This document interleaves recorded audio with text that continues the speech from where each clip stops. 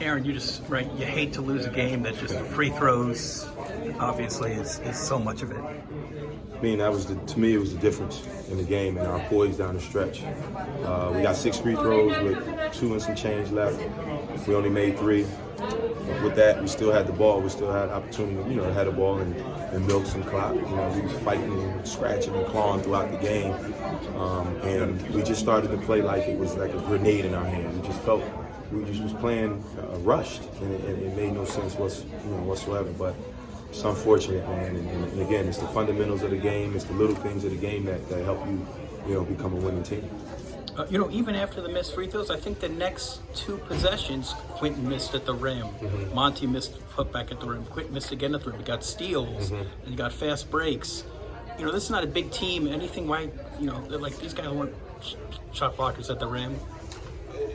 Just one of those plays. Just didn't go our way. I mean, we've had some luck, some good fortune as of late to be on the good side of those late game situations and of those plays, and it didn't happen for us today. For what reason, I don't know. We didn't convert our layups when we had opportunities in the open floor. We didn't make our free throws, and we had some untimely turnovers. Yeah, the one play, I guess you set up, Quentin kind of just dribbled himself into a triple team, got himself into a bad spot when he lost the ball. I think it might have been a 1-point game inside about a minute.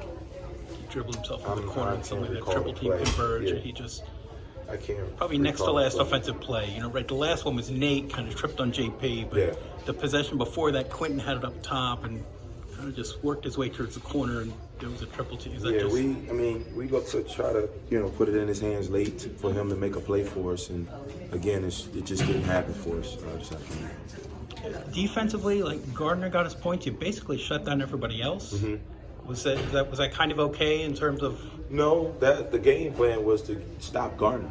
I mean, he's one of the better scorers, not just in this league, but in the country. I mean, he's a load. He had it going today. He was making his shots from the perimeter. He was on the offensive glass, and he had a good one. And it was hard to try to double team him because he was catching the ball 10 feet away from the basket, turning and facing. And it's hard to double team a guy from that position. And then when he was turning and facing, he was able to make those shots. So, we had no answers for him whatsoever.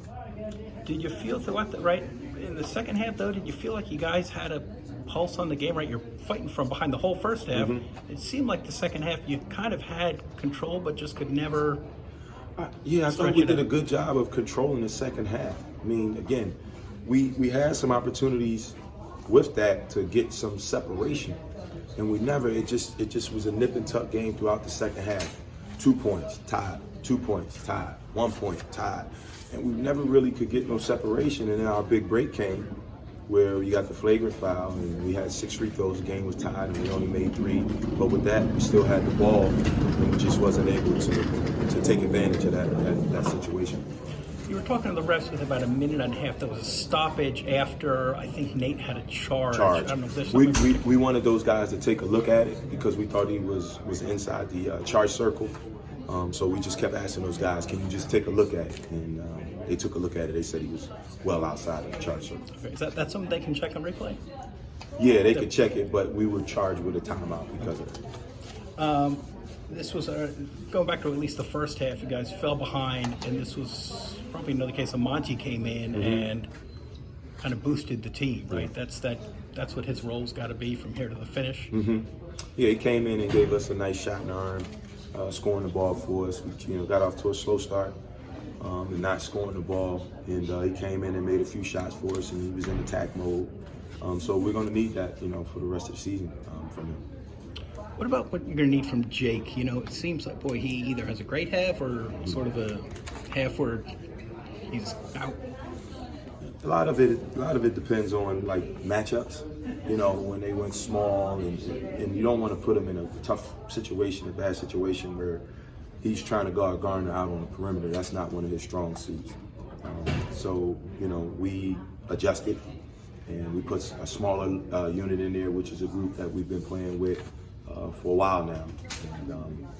And I just don't want to put Jake into a tough spot out there on the defensive side of things. Last thing, back in November and December, You talked a lot of sort of the focus was we want to wear people down and use a lot of numbers. You had people hurt for a while, right? You couldn't kind of do that. It seemed like this was an attempt today, right? This is kind of what you kind of want to use those numbers down the last couple weeks here. It's a good weapon to have if we could play 8, 9, 10 guys.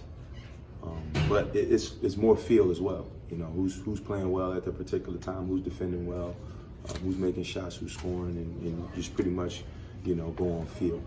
Early on, when teams don't have an idea or understanding who you are as a team, it's a little better for you to do it at that time. But as you get into conference play and teams get a chance to study you more, they understand how to play against you a little better. Thanks.